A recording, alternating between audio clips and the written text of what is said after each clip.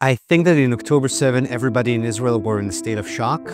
And when you heard the stories, you started to realize that there was a lot of stories of bravery and resilience. Hi, Erez. What is the story behind the Humans Of exhibitions?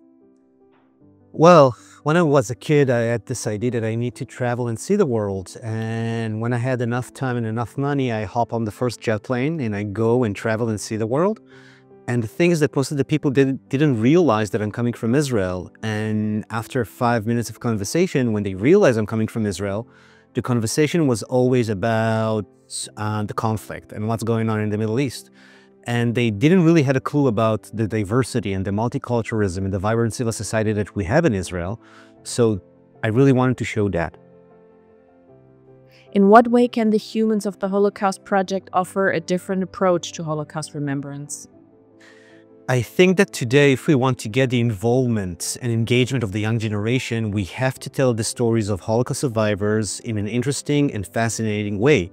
It has to be engaging. It has to be something that people would want to actually, to connect with. And I realized that if we will continue with showing the black and white pictures and showing pictures, it has to be interesting. And it has to be insightful, and it has to be optimistic, and it has to be full of life. And I think that when we will tell the stories of Holocaust survivor that way, people would want to engage with that. And then we will have the ability to better inform and to better educate them about the Holocaust and the lessons we should all learn from the Holocaust. What connects the people featured in the Humans of October 7 exhibition, and why did you choose them specifically? I think that in October 7, everybody in Israel were in a state of shock.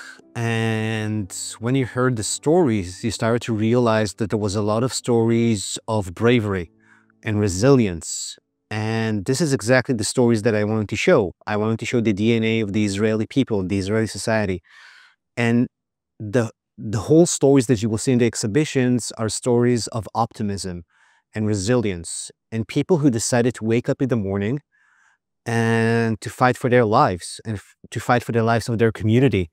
And I think it's amazing. It's amazing to see how people actually, operated that day. Your lectures are diverse and offer not only the images from the exhibitions, but also many additional insights. What is the core message that you want to convey to people? I think that in the bottom line, the title of my projects are Humans Off. So we are all humans, and we need to remember that.